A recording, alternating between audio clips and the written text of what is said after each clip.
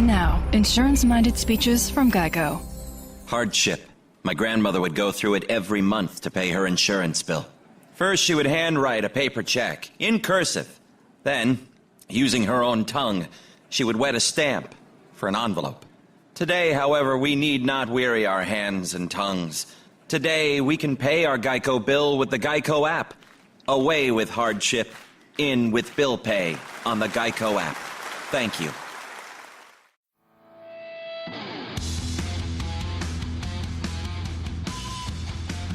Episode 848 of No BS Job Search Advice Radio. This is your host, Jeff Altman, the Big Game Hunter. I'm the head coach of JobSearchCoachingHQ.com, and welcome.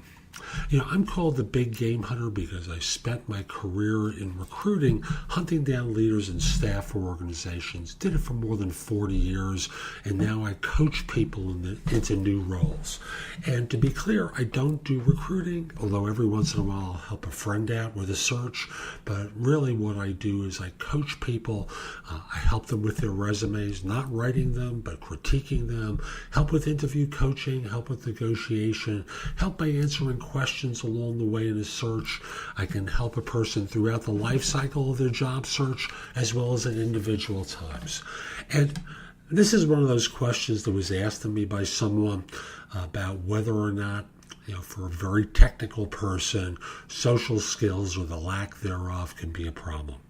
Hope this is helpful to you. Hope this isn't to you, but if it is, this will be helpful because it will answer a question that will come back and be important to you in your career. Now, let's get going. And the question I received was, will a company reject a candidate with excellent technical skills but lacking social skills? Now, I know what you want the answer to be, but the fact is what you want and what the reality are different. And I want to take it across the life cycle of your career to explain why. As a very junior person, you have a chance. But if you stay static and having poor social skills, you won't have a chance.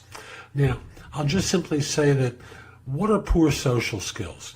Generally, poor oral communications, poor written communications, rude behavior, ineffective behavior, or social skills in group situations. Those can involve meetings, working with others. Who would want to work with someone who's rude or sullen I'm just going to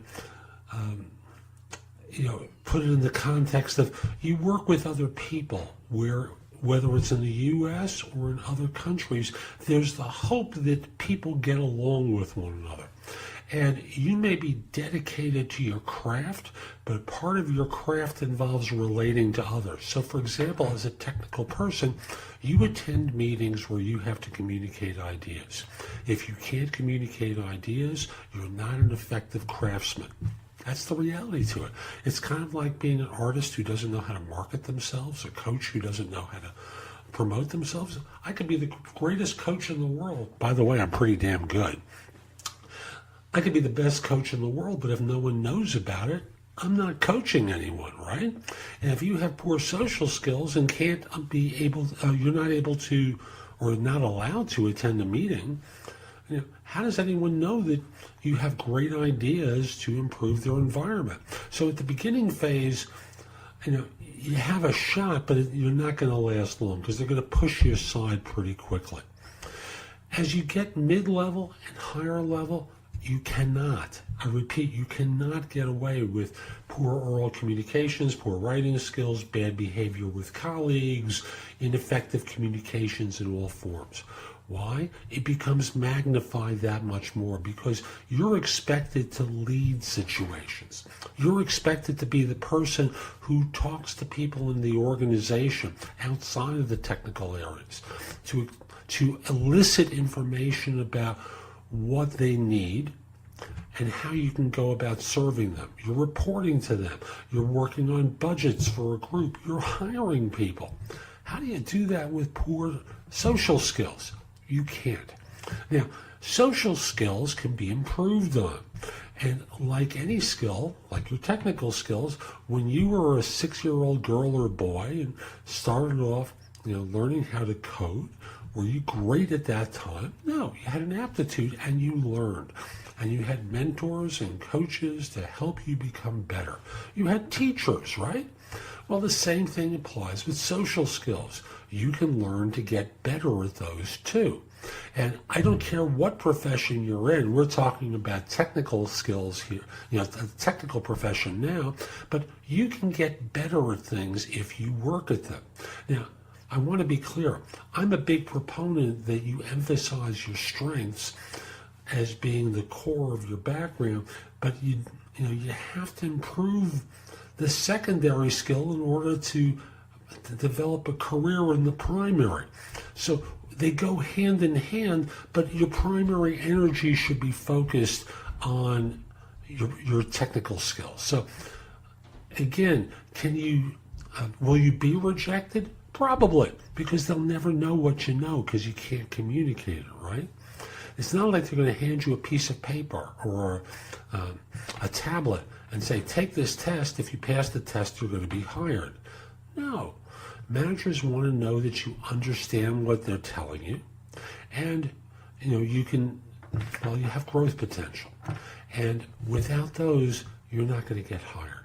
So you have a shot at very junior levels, and as you become involved in the organization, you have no chance.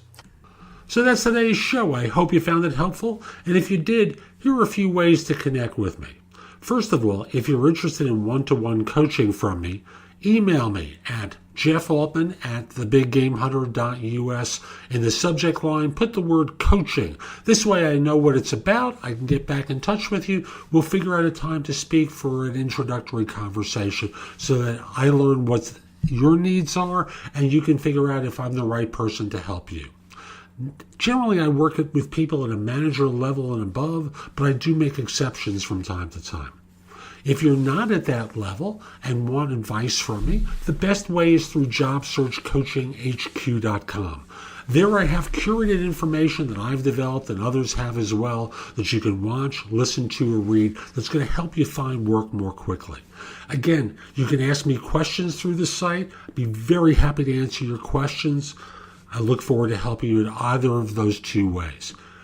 And if we're not connected on LinkedIn, send a connection request to me at linkedin.com/IN/the-big-game-hunter. Mention that you listen to the show because I love hearing from fans, from listeners who have been helped by the show. And like me on Facebook. The page is facebook.com/nobscoachingadvice.com, or look for Jeff Altman, the Big Game Hunter there. Give me 5 stars, a great review. It helps other people discover the show. And I'll be back tomorrow with more. In the meantime, have a great day. Take care.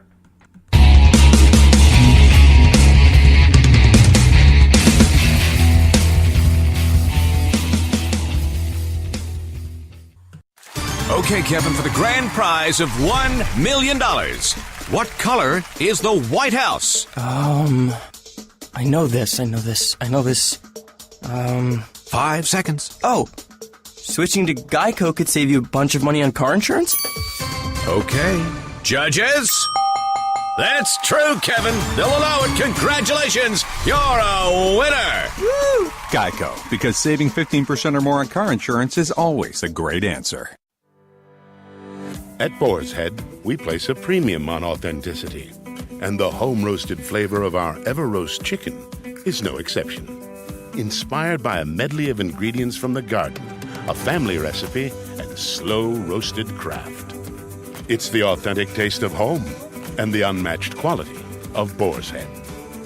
Ever-Roast chicken, sliced fresh at the deli, only from Boar's Head. Compromise elsewhere.